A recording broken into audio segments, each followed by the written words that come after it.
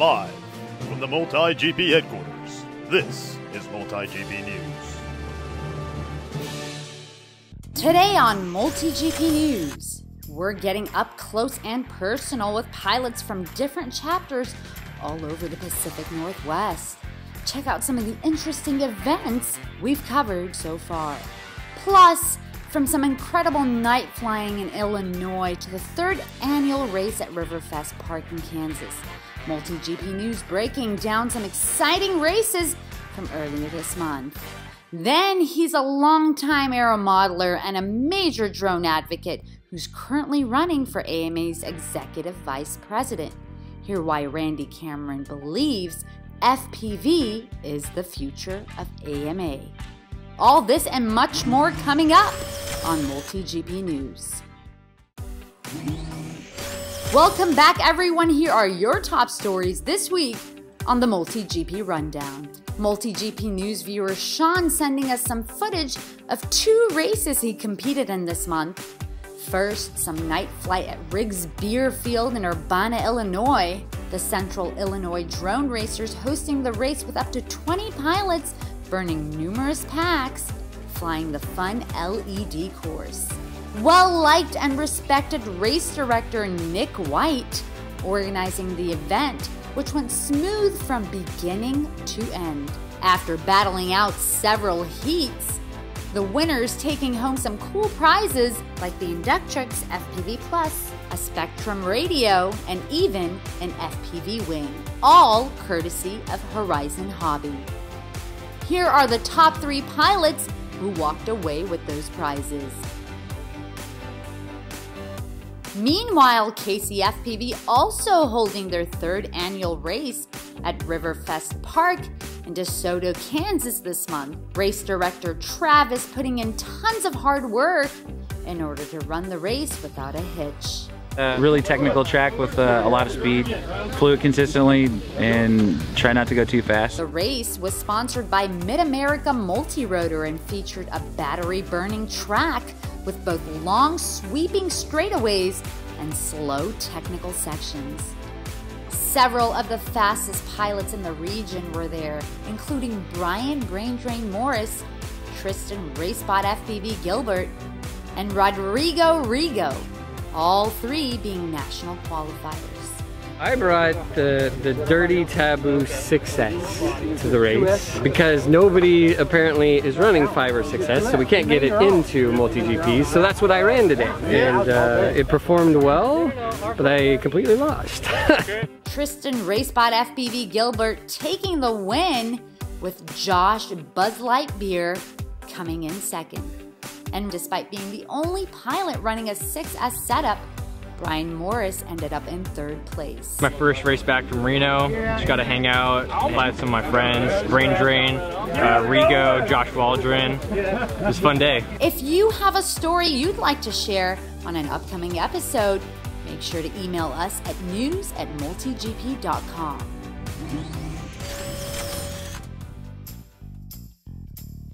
The AMA elections are just around the corner, and Executive Vice President candidate Randy Cameron is asking for your vote. Find out the 4 major improvements Cameron wants to see within the Academy.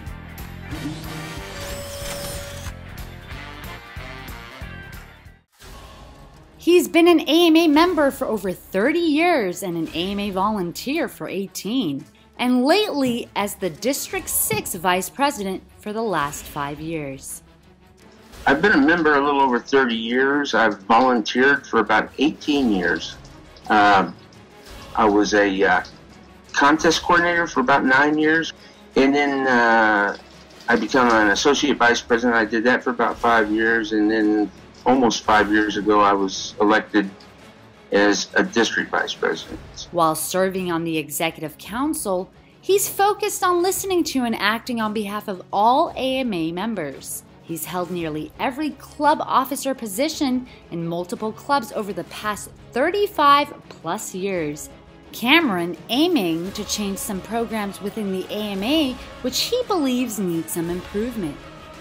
Well, I know we need to have more youth involvement and younger members, and of course the FPV portion and the FPV racing all kind of fall into that line. That's where they're all headed right now, and I think we need them along for the Academy to be able to grow.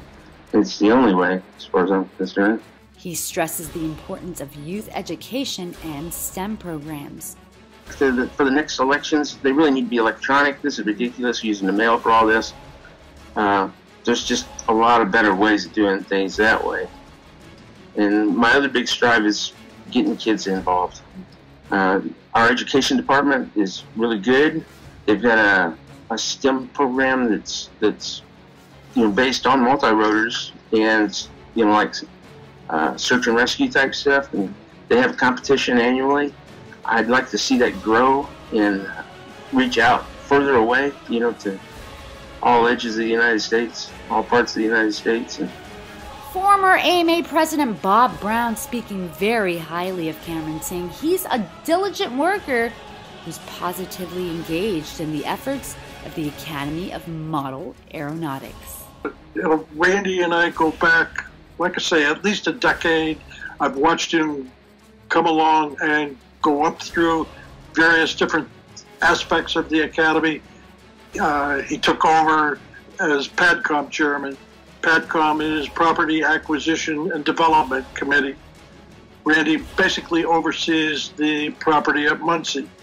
Some of the benefits there, I mean, in some ways you'll say, well, they're insignificant. He put a water well in on one site. That water well cost something in the neighborhood of $7,000.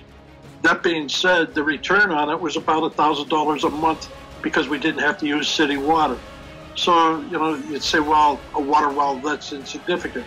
Well, in a way it is, but the money saved is not insignificant. So you take a lot of things such as that Randy's done. I give him a great deal of credit for, and the insight that he has is second to none. Cameron pushing to work on establishing permanent regional flying sites owned and operated by local clubs. He says this needs to be done with flying site acquisition grants and loan programs. I'm on the, right now I'm on a property and acquisition and development committee. I'm the chairperson for that. And one of the things that we're looking to do right now, and this would be so awesome to have because you can do so much stuff with it. They want to build a building, and we've kind of got some rough plans. It's got a 100-foot ceiling. It's 200 feet wide and 300 feet deep. An uninstructed structure, basically, to where for indoor flying, it's unbelievable. You could have indoor races there in the middle of winter, no problem. It doesn't matter if it's snowing outside or not, and I see that happening. Some of the other things that we want to include in that is education for kids, of course, and possibly even a wind tunnel, which would be really cool for testing stuff, and for our STEM programs. I can remember several years ago now sitting at dinner talking with Randy about quads and so forth, and I don't like to brag, but I think I was probably the first council person or council member to have a quad. That being said, Randy was a close second. Had several different sizes. I've got a 250 Speedy X for set up to really race, but I have not been real successful at racing, to be honest. But that's okay. I mean, it doesn't mean I don't like it, right? So, I love watching it, and I love wearing the goggles, and like I said, I actually did FPV with fixed wing before I did with the multi-rotor. The bottom line, I think that it would behoove everyone that watches this interview to vote for Randy. All I can say is, for a positive leadership within the Academy, Randy will provide it. As vice president or executive vice president, he's number 2 person on council. He'll support the direction that is positive for the Academy. That positive direction involves multi-rotor. So I don't know how to say it other than the fact that vote for Randy.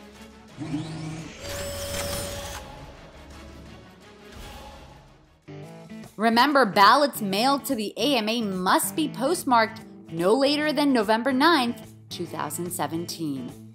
For more information on Randy Cameron and how to exactly cast your ballot, log on to randycameron.com.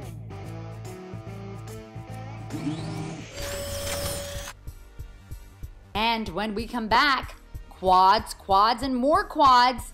A look inside Northwest FPV's infamous Quadtoberfest. Plus, interviews with some of the pilots you may want to look out for. Then, our crashes of the week. Stick around. MultiGP News taking you to the beautiful city of Roses in Portland, Oregon, where Tier 1 Chapter Northwest FPV hosted their Quadtoberfest this month, with nearly 21 pilots competing in the race. Our cameras caught up with a few of those pilots in between heats. Hear what they have to say about flying in the Northwest.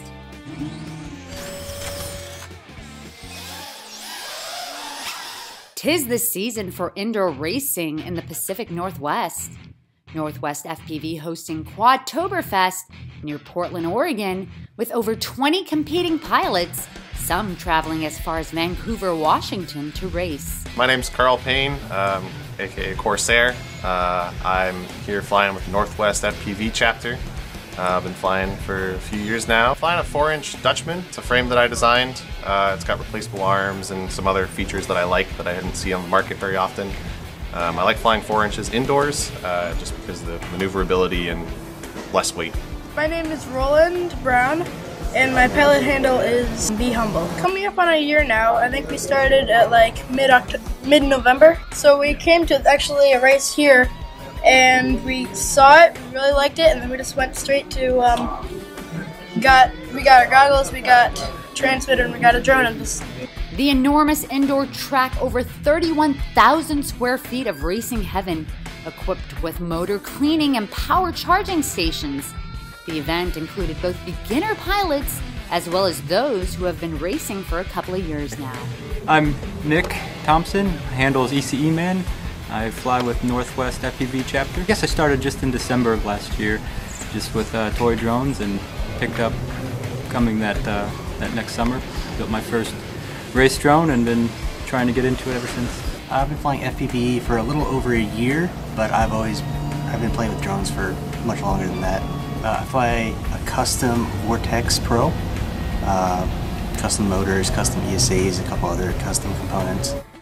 The course, a bit technical, with a few straightaway sections which tested the pilot's speed, quickness, and control.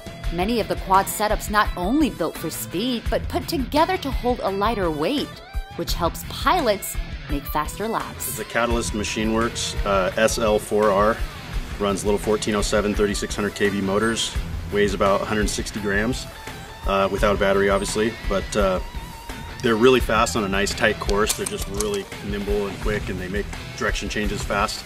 They won't really hang with a big quad on a big outdoor track, you know, because you have to carry such a big battery to really get on it. But on the indoor track, and once you get it dialed in, it's kind of untouchable on a real tight track. I mean, it's gotten to the point where half the guys are flying pretty much the same setup, or the same setup on a different frame that's similar weight and size. Well-known and fast pilots Retorius and El Diablo smoking the track, zipping through gates and hauling straight for the finish line. Yeah, I'm one of the organizers for Northwest FPV. We're based in Portland. Tier 1 chapter, and been at it for, since early 2015. Machine Works frames, and then whatever's the lightest set of components I can put on it. I fly for Catalyst Machine Works. Yeah, they do a great job keeping me flying. Retorius currently holds the fastest time on UT26. After several heats, these lucky pilots making the top 3 spots in the race.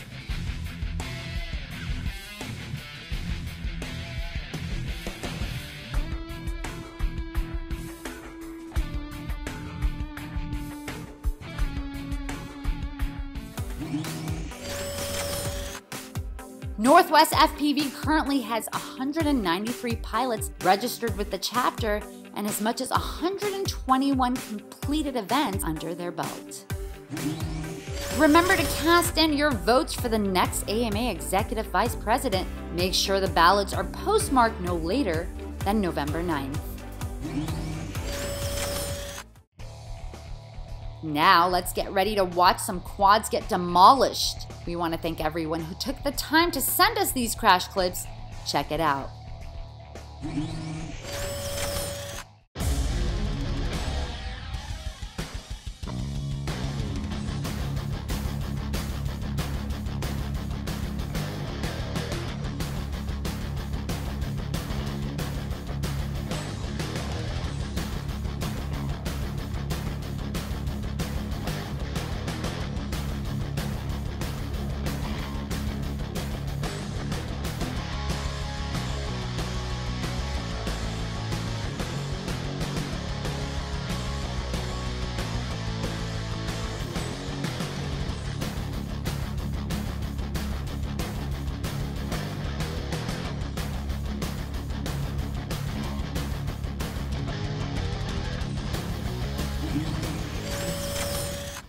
Now, if you would like your crash featured on an upcoming episode, email your videos to news@multigp.com. And we are proud to announce MultiGP's partnership with PCS Adventures, makers of the Rubik Quad and the Discover Drones product line, in an effort to bring drone technology and great curriculum to classrooms across the nation. MultiGP pilots can now become official drone education specialists, earning money while helping educators implement drones into their daily learning environment. MultiGP chapters can also get paid for connecting schools and the Discover Drone STEM solution into the MultiGP Value Added Reseller Program. For more information on how to get started, log on to the link on your screen. Finally, we're aiming to reach 10,000 subscribers by the end of the year, and thanks to our viewers, we're already halfway there. Make sure to like, share, and subscribe, and don't forget to click the bell icon so you never miss an update from us. Thanks for watching. I'm Kalara Maynade, reporting for MultiGP News. See you next week. If you like this video, press the like button below, and please don't forget to subscribe to our channel. Thanks for watching. If you're interested in being showcased in the next episode of MultiGP News, please contact us at news@multigp.com.